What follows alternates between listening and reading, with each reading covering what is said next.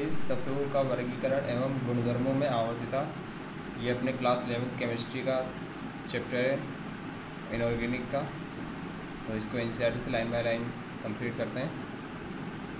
तो स्टार्ट करते हैं, अपने फर्स्ट टॉपिक से स्टार्ट करते हैं। तत्वों का वर्गीकरण क्यों आवश्यक है। अब तक हम जान चुके हैं कि तत्व सभी प्रकार के पदार्थों की मूल इकाई होते हैं। सन 1800 में केवल 31 तत्व ज्ञात थे। सन 1865 में 63 तत्वों की जानकारी हो गई थी। आजकल हमें 114 तत्वों के बारे में पता है। इनमें से हाल ही में खोजे गए तत्व मानव निर्मित है। वैसे अभी भी नए तत्वों की कृत्रिम रचना के प्रयास जारी है। इतने सारे तत्वों और उनकी असंख्य यौगिकों के रसायन का अध्ययन अलग कर पाना बहुत कठिन है। इन कठिनाइयों को दूर करने के लिए वैज्ञानिकों ने तत्वों का वर्गीकरण करके इस अध्ययन का संगठित किया और बनाया।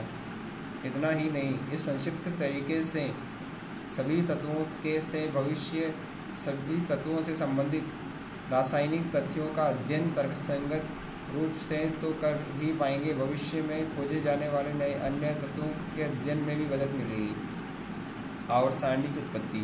तत्वों का वर्गीकरण समूह में और आवर्तता नियम पर आवर्त सारणी का विकास वैज्ञानिकों द्वारा अनेक अवलोकनों तथा प्रयासों का परिणाम है। सर्वप्रथम जर्मन रसायन जॉन डोबेराइन ने सन 1800 के प्रारंभिक दशकों में इस बात की ओर संकेत किया कि तत्वों के गुणधर्मों में निश्चित प्रवृत्ति होती है। सन 1829 में उन्होंने समान भौतिक एवं रासायनिक गुणधर्मों वाले 3 तत्वों के समूह की तरफ ध्यान आकर्षित किया। उन्होंने यह पाया कि प्रत्येक त्रिक के बीच वाले तत्व का परमाणु भार शेष दोनों तत्वों के परमाणु भार के औसत भार के औसत मान के लगभग बराबर होता है। यहाँ पे मैंने भी एक एग्जाम्पल के द्वारा ये समझा रखा है, जैसे कि यहाँ पे दिया हुआ है एनसीईआरटी में एग्जाम्पल दिया हुआ है, जैसे लिथियम और पोटेशियम के परमाणु भार को जब अपन रख देते हैं और बटा 2 करते हैं ऐड करके, तो जो इसका औसत मान जो आता है वो आता है 23, जो कि सोडियम का एटॉमिक वेट होता है। तो इन दोनों के औसत मान से सोडियम का एटॉमिक वेट निकल जाता है। तो इसी डोबेराइन का त्रिक नियम कहते हैं। साथ ही मध्य वाले तत्व के गुणधर्म शेष दोनों तत्वों के गुणधर्म के मध्य पाए गए। डोबेराइन का त्रिक नियम कुछ ही तत्वों के लिए पाया गया, इसलिए इसे महज संयोग समझकर इसका विचार छोड़ दिया गया। इसके पश्चात फ्रांसीसी भूशास्त्री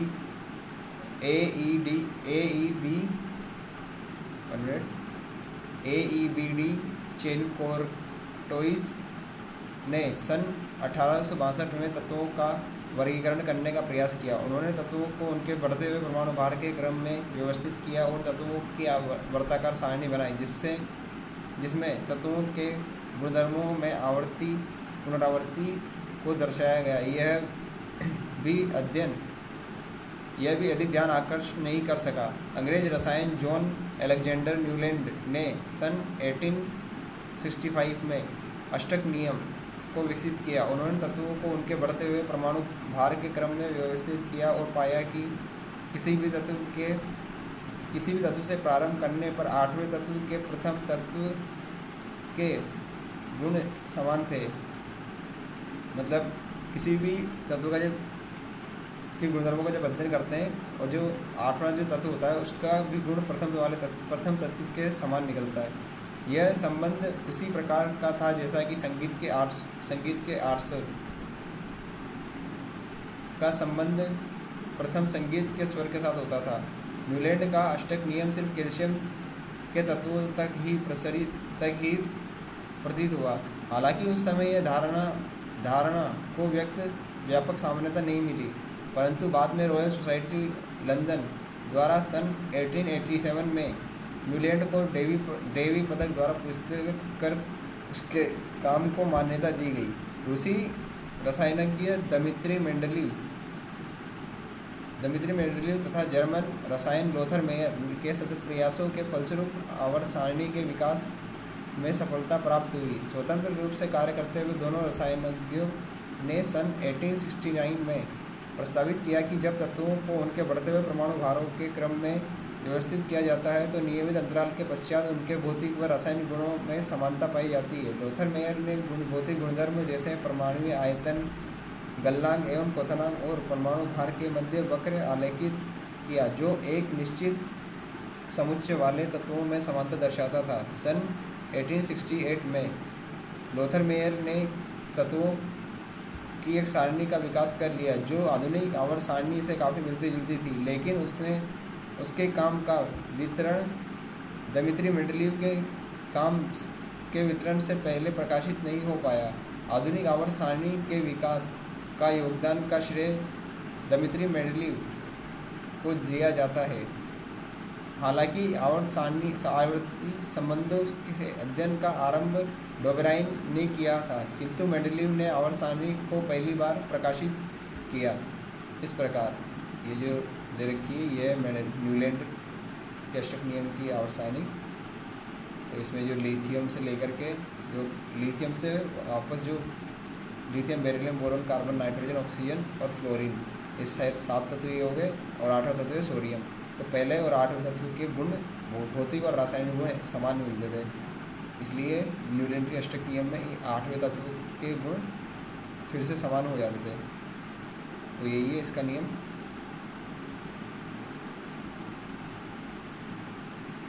तत्वों के गुणधर्म उनके परमाणु भारों के आवर्ती फलन होते हैं। जो तत्वों के जो गुणधर्म होते हैं वो उनके परमाणु भारों के आवर्ती फलन होते हैं। मेंडलीव ने तत्वों को क्षैतिज पंक्तियों एवं ऊर्ध्वाधर स्तंभों में उनके बढ़ते हुए परमाणु भार के अनुसार सारणी में इस तरह क्रम में रखा कि समान गुणों वाले तत्व एक ही स्तंभ, ऊर्ध्वाधर स्तंभ या समूह में पाए। मेंडलीव द्वारा तत्वों का वर्गीकरण निश्चित तौर पर लोथर मेयर के वर्गीकरण से अधिक विस्तृत था। मेंडलीव ने आवर्तीयता के महत्व को पूर्ण रूप से समझा और तत्वों के वर्गीकरण के लिए अधिक विस्तृत भौतिक एवं रासायनिक गुणधर्मों का आधार माना। विशेष रूप से मेंडलीव ने तत्वों द्वारा प्राप्त यौगिकों के मूलानुपाती सूत्रों और उनके गुणधर्मों की समानता को आधार माना। वह यह जानते थे कि यदि परमाणु भार के क्रम का पूर्णतः पालन किया जाता है तो कुछ तत्व उनके द्वारा दिए गए क्रम के आवर्त सारणी में नहीं रखे जा सकते। जैसे उन्होंने समान रासायनिक गुण दर्शाने वाले तत्वों को आवर्त सारणी में उचित स्थान देने के लिए उनके परमाणु भारों के क्रम की उपेक्षा की। उदाहरण के तौर पर आयोडीन, जिसका परमाणु भार समूह 6 के तत्व टेलुरियम से कम था, को समूह 7 में फ्लोरीन, क्लोरीन, ब्रोमीन आदि के साथ गुणधर्मों में समानता के आधार पर रखा गया। उन्होंने समान गुणधर्मों वाले तत्वों को एक समूह में रखने की प्राथमिकता को आधार मानते हुए यह प्रस्तावित किया कि कुछ तत्व जो खोजे नहीं गए थे के लिए आवर्त सारणी में कुछ रिक्त स्थान छोड़ दिया जाना चाहिए। उदाहरण के लिए जब मेंडलीव की आवर्त सारणी प्रकाशित हुई तब गैलियम तथा जर्मेनियम तत्वों की खोज नहीं हुई थी। उन्होंने एल्यूमिनियम और सिलिकॉन के नीचे एक रिक्त स्थान छोड़ा और इन तत्वों का नाम क्रमशः एका एल्यूमिनियम तथा एका सिलिकॉन रखा गया। मेंडलीव ने न केवल गैलियम और जर्मेनियम तत्वों के होने की प्रस्तुति की बल्कि इन तत्वों के कुछ भौतिक और रासायनिक गुणों का ब्यौरा भी दिया। बाद में खोजे गए तत्वों के प्रायुक्त गुणधर्मों तथा प्रायोगिक गुणधर्मों को सारणी 3.3 में सूचीबद्ध किया गया है। मेंडलीव की मात्रात्मक प्रयुक्तियों का और कालांतर में उनकी सफलता के कारण उन्हें और उनकी आवर्त सारणी को काफ़ी प्रसिद्धि मिली। मेंडलीव की सन 1905 में प्रकाशित आवर्त सारणी को चित्र 3.1 में दर्शाया गया है। आधुनिक आवर्त सारणी तथा आधुनिक आवर्त नियम तथा आवर्त सारणी का वर्तमान स्वरूप। यहाँ यह बात ध्यान देने योग्य है कि जब मेंडलीव ने आवर्त सारणी का विकास किया तब रसायनज्ञों और परमाणु की आंतरिक संरचना का ज्ञान नहीं था। 20वीं शताब्दी के आरंभ में अपरमाणु कणों का विकास हुआ। सन 1913 में अंग्रेज भौतिकी वैज्ञानिक हेनरी मोजले ने तत्वों के अभिलाक्षणिक एक्स किरणें स्पेक्ट्रमों में नियमितता पाई और देखा कि √V, जहाँ V एक्स किरणों की आवृत्ति है, और परमाणु क्रमांक Z के मध्य वक्र आलेखित करने पर एक सरल रेखा प्राप्त होती है, परंतु परमाणु द्रव्यमान तथा √V के आलेख में सरल रेखा प्राप्त नहीं होती। परंतु परमाणु द्रव्यमान तथा √V के आलेख में सरल रेखा प्राप्त नहीं होती। अतः मोजले ने दर्शाया कि परमाणु द्रव्यमान की तुलना में किसी भी तत्व का परमाणु क्रमांक उस तत्व के गुणों को दर्शाने में अधिक सक्षम है। इसी के अनुसार मेंडलीव के आवर्त नियम का संशोधन किया गया। इसे आधुनिक आवर्त नियम कहते हैं। इस प्रकार तत्वों के भौतिक एवं रासायनिक गुणधर्म उनके परमाणु क्रमांकों के आवर्ती फलन होते हैं। जो उनकी जो नेक्स्ट डेफिनेशन आई थी वो थी तत्वों के भौतिक व रासायनिक गुणधर्म उनके परमाणु क्रमांकों के आवर्ती फलन होते हैं। आवर्त नियम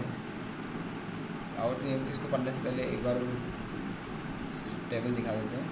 येरी मेंडेलेव के द्वारा एका एल्यूमिनियम तथा एका सिलिकॉन, एका एल्यूमिनियम यानी गैलियम तथा एका सिलिकॉन यानी जर्मेनियम तत्वों की प्रायुक्ति जो यहाँ पे दी हुई है, और यह था ये न्यूटन के अष्टक नियम वाली आवर्तसार है।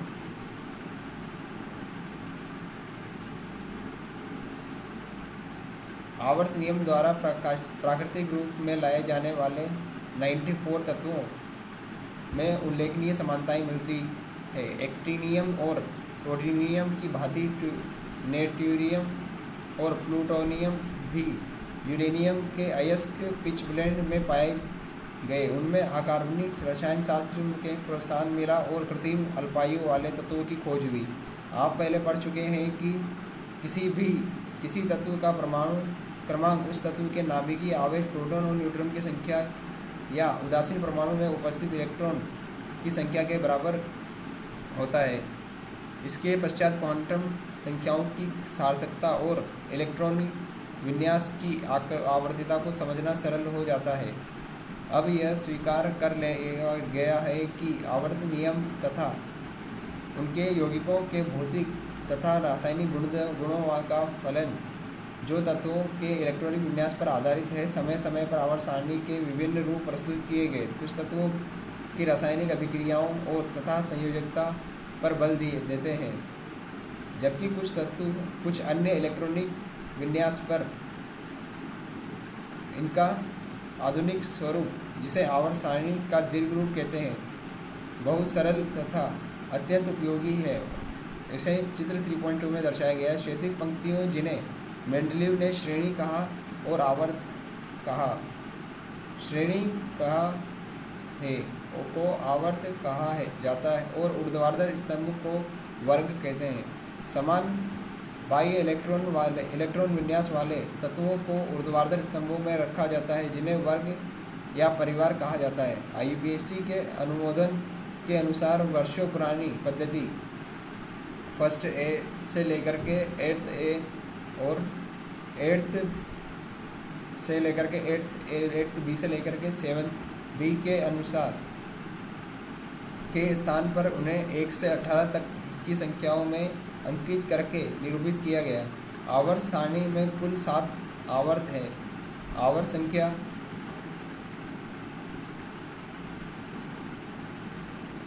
आवर्त में तत्वों की अधिकतम मुख्य क्वांटम संख्या n को दर्शाती है। प्रथम आवर्त में 2 तत्व भी उपस्थित होते हैं। इसके बाद के आवर्तों में क्रमशः 8, 8, 18, 18 और 32 तत्व हैं। 7वां आवर्त अपूर्ण आवर्त है। सैद्धांतिक रूप से 6वें आवर्त की तरह इसमें तत्वों की अधिकतम संख्या मुख्य क्वांटम संख्याओं के आधार पर 32 ही होगी। इस रूप में आवर्त सारणी के 6वें एवं 7वें आवर्त में क्रमशः लेंथेनॉइड और एक्टिनॉइड के 14 तत्व नीचे अलग से दर्शाए जाते हैं, जिसे अपन लोग भी कहते हैं नीचे एक्टिनॉइड और लेंथेनॉइड वाला। नेक्स्ट टॉपिक है 100 से अधिक परमाणु क्रमांक वाले तत्वों का नामकरण। पूर्व में परंपरा के रूप में नए तत्वों का नामकरण उन तत्वों के शोधकर्ताओं के नाम पर दिया गया था या प्रस्तावित नाम का समर्थन IUPAC यानी international union of pure applied chemistry द्वारा दिया गया था। परंतु हाल ही में इस मुद्दे पर विवाद हो गया कि उच्च परमाणु क्रमांक वाले तत्वों व नए तत्व इतने अस्थिर होते हैं कि उनकी केवल सूक्ष्म मात्रा और कभी कभी तो केवल कुछ परमाणु मात्र ही प्राप्त होती है। इन तत्वों के संश्लेषण और विश्लेषण गुण के अध्ययन के लिए महंगे तथा आधुनिक उपकरणों और प्रयोगशाला की आवश्यकता होती है। विश्व कुछ ही प्रयोगशाला में स्पर्धा की भावना से ऐसा काम होता है। कभी कभी वैज्ञानिक बिना विश्वसनीय आंकड़े इकट्ठे किए नए तत्वों की खोज का दावा करने के लिए लालायित हो जाते हैं। उदाहरण के तौर पर अमेरिकी और रूसी दोनों ही देशों के वैज्ञानिक ने 104 परमाणु क्रमांक वाले तत्व की खोज का दावा किया। अमेरिकी वैज्ञानिक ने इसे रदरफोर्डियम तथा रूसी वैज्ञानिकों ने इसे कुरशाटोविरियम नाम दिया। इस तरह की कठिनाई को दूर करने के लिए IUPAC ने सुझाव दिया कि जब तक तत्व की खोज सिद्ध न हो जाए और नाम का समर्थन न हो जाए तब तक 0 एवं 1 से 9 तक संख्याओं के लिए संख्यात्मक मूल यानी न्यूमेरिकल रूट का प्रयोग करते हुए इनके नामों को परमाणु क्रमांक के आधार पर सीधे दिया जाए। इसे सारणी 3.4 में दर्शाया गया है।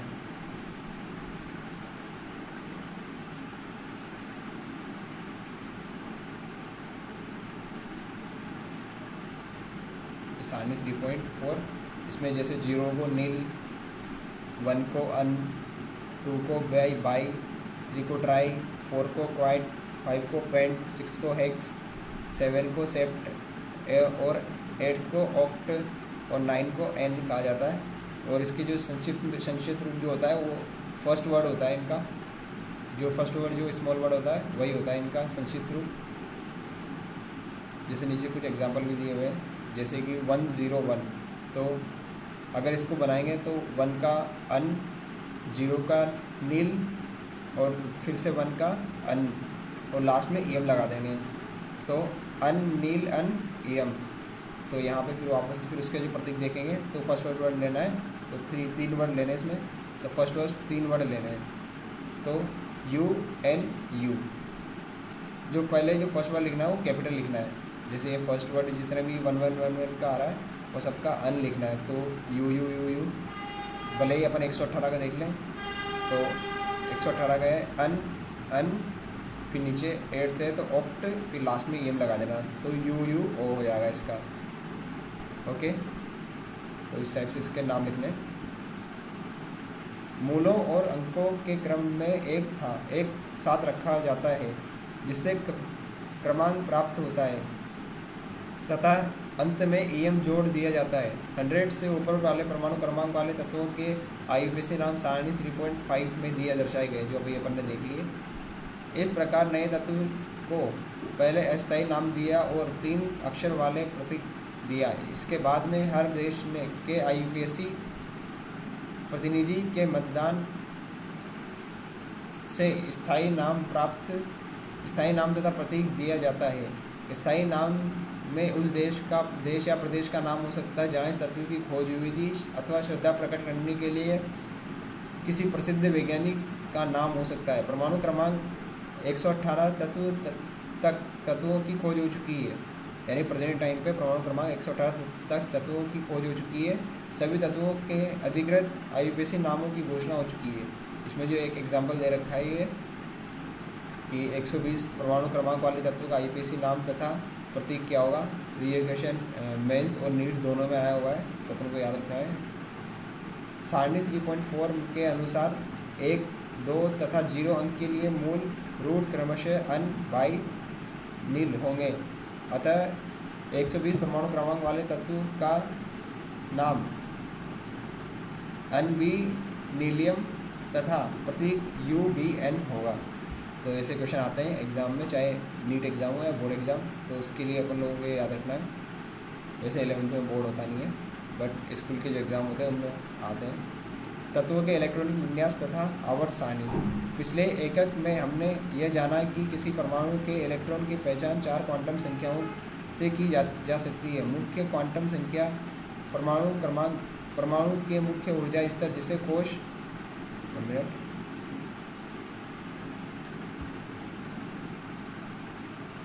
मुख्य क्वांटम संख्या परमाणु के ऊर्जा स्तर जिसे कोश यानी शेल कहते हैं को व्यक्त करती है। हमने यह जाना कि किसी तरह परमाणु में इलेक्ट्रॉन भिन्न भिन्न उपकोशों में भरे जाते हैं जिन्हें SPDF कहते हैं। परमाणु के इलेक्ट्रॉन वितरण को ही उसका इलेक्ट्रॉनिक विन्यास कहते हैं। किसी तत्व की आवर्त सारणी में किसी में स्थित उनके भरे जाने वाले अंतिम कक्षक की क्वांटम संख्याओं को दर्शाती है। इस भाग में हम दीर्घाकार आवर्त सारणी तथा तत्वों के इलेक्ट्रॉनिक विन्यास के मध्य सीधे संबंध के बारे में जानकारी प्राप्त करेंगे। अपना फिर से जो फर्स्ट टॉपिक आ गया वो है आवर्त में इलेक्ट्रॉनिक विन्यास। आवर्त मुख्य ऊर्जा स्तर कोश के लिए n का मान बताता है। आवर्त सारणी में प्रत्येक उत्तरोत्तर आवर्त की पूर्ति अगले उच्च मुख्य क्वांटम संख्या स्तर n बराबर 1, 2 n बराबर 2 आदि से संबंधित होती है। यह देखा जा सकता है कि प्रत्येक आवर्त में तत्वों की संख्या भरे जाने वाले ऊर्जा स्तर में उपलब्ध परमाणु कक्षकों की संख्या से दुगनी होती है। इस प्रकार प्रथम आवर्त यानी n बराबर 1 का प्रारंभ सबसे निचले स्तर 1s के भरने से शुरू होता है। इसमें 2 तत्व होते हैं, हाइड्रोजन का विन्यास 1s1 तथा हीलियम का विन्यास होता है 1s2।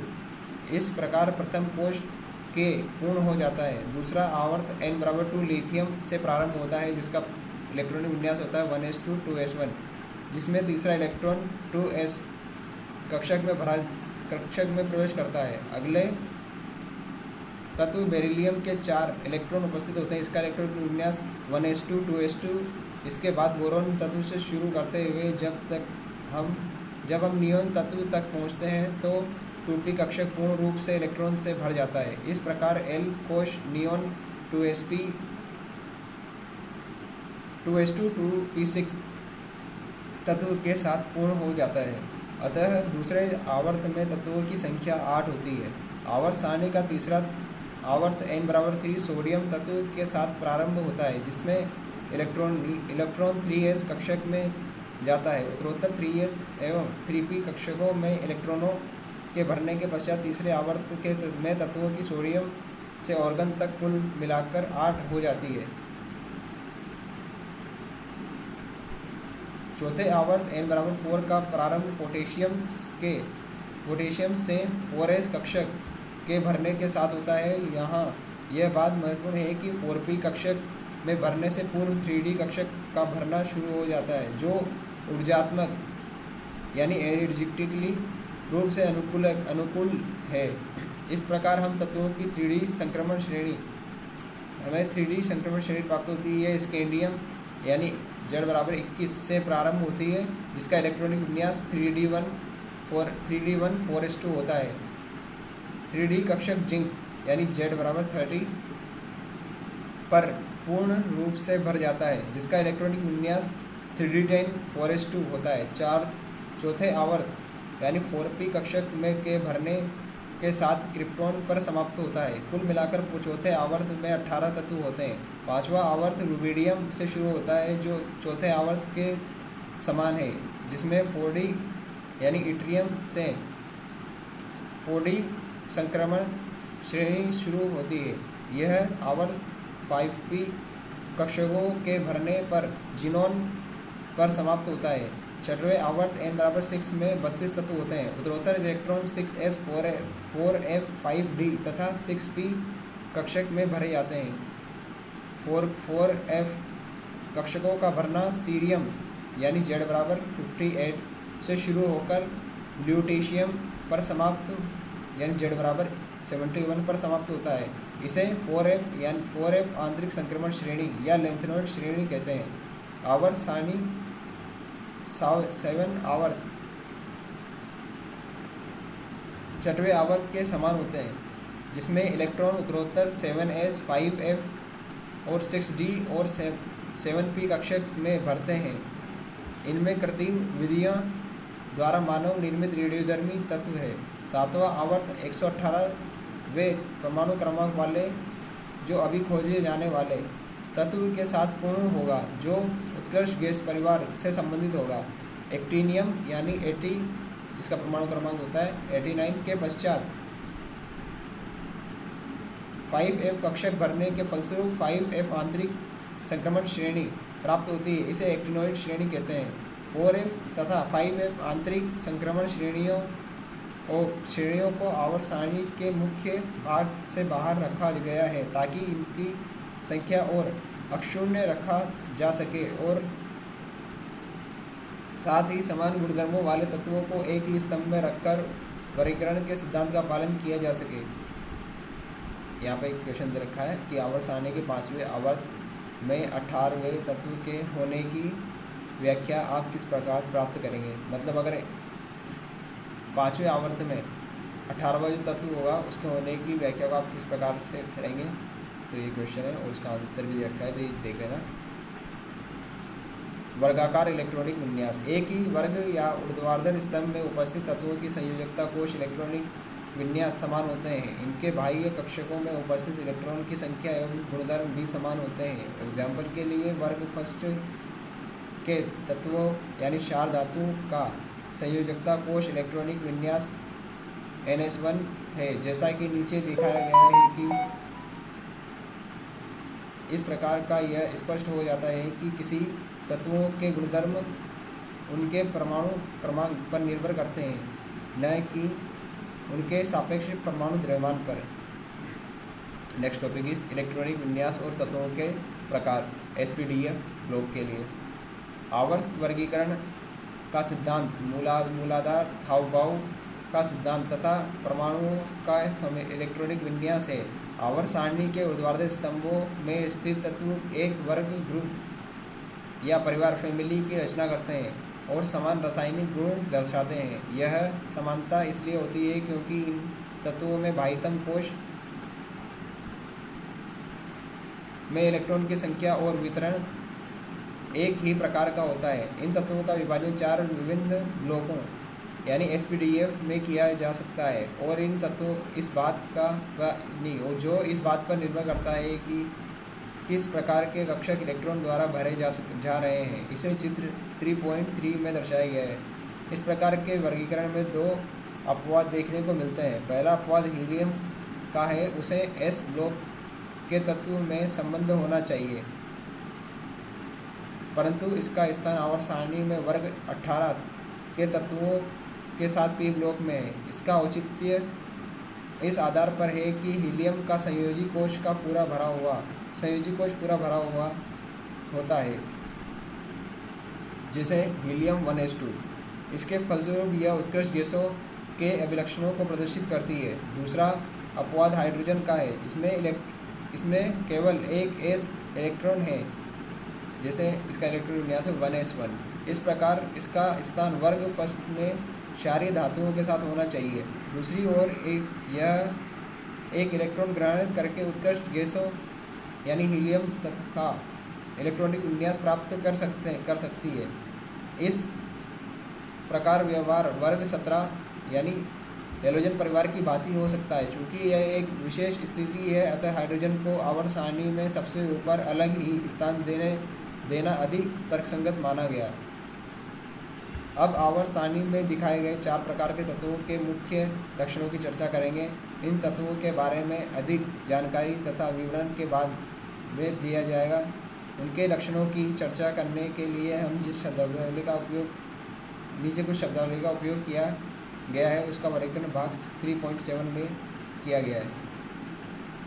ब्लॉक के तत्व, S ब्लॉक के तत्व पहला जो अपना टॉपिक है S ब्लॉक के तत्व। वर्ग फर्स्ट के तत्वों यानी क्षारीय धातु तथा वर्ग सेकंड के तत्वों यानी क्षारीय मृदा धातुओं के बाह्यतम कोश के सामान्य इलेक्ट्रॉनिक विन्यास क्रमशः NS1 तथा NS2। इन दोनों वर्गों के तत्व आवर्त सारणी के S ब्लॉक के संबंध है। ये सभी क्रियाशील धातुएं हैं। इनके आयनन एंथैल्पी के मान क्रम होते हैं। ये तत्व सरलतापूर्वक बाह्यतम इलेक्ट्रॉन त्यागने के पश्चात +1 आयन क्षारीय धातुओं में या +2 आयन मृदा क्षारीय धातुओं में बना लेते हैं। वर्ग में नीचे की ओर जाने पर इन धातुओं के धात्विक लक्षण तथा अक्रियाशीलता में वृद्धि होती है। अधिक अभिक्रियाशीलता होने के कारण वे प्रकृति में शुद्ध रूप से नहीं पाई जाती है। लिथियम और बेरिलियम को छोड़कर एस ब्लॉक के तत्वों के यौगिक मुख्य रूप से आयनिक होते हैं। Next topic is second, P block के तत्व। आवर्त सारणी के पी ब्लॉक में वर्ग 13 से लेकर वर्ग 18 तक के तत्व सम्मिलित हैं। पी ब्लॉक के तत्वों को और एस ब्लॉक के तत्वों को संयुक्त रूप से निरूपक तत्व या मुख्य वर्गक के तत्व कहा जाता है। प्रत्येक आवर्त सारणी में इसका बाह्यतम इलेक्ट्रॉनिक विन्यास NH2 NP1 से NH2 NP6 तक परिवर्तित होता है। प्रत्येक आवर्त NH2 NP6 उत्कृष्ट गैस के इलेक्ट्रॉनिक विन्यास के साथ समाप्त होता है। उत्कृष्ट गैसों के संयोजी कोश में सभी कक्षक इलेक्ट्रॉनों से पूरे भरे होते हैं। इलेक्ट्रॉनों को हटाकर या जोड़कर इस स्थायी व्यवस्था को बदलना बहुत कठिन होता है। इसलिए उत्कृष्ट गैसों की रासायनिक अभिक्रियाशीलता बहुत कम होती है। उत्कृष्ट गैसों के परिवार से पहले अधातुओं के रासायनिक रूप से 2 महत्वपूर्ण वर्ग हैं। ये वर्ग है 17वें वर्ग के हेलोजन तथा 16वें वर्ग के तत्व चालकोजन हैं। इन दो वर्गों